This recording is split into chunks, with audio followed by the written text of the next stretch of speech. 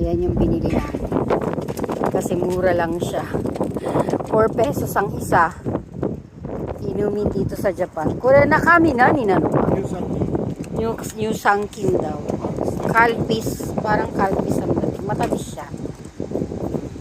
Ayan yung binili namin. 5 box. Ang mura kasi eh. Wait lang. Pakita ko sa inyo yung price niya. 4 pesos daw. Ayan siya yung mga murang juice. Ayan. Ito yung binili namin. Ayan. Q-yen.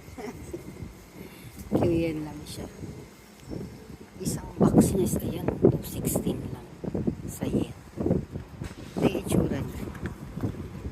Ayan. Ang cute niya. Soda.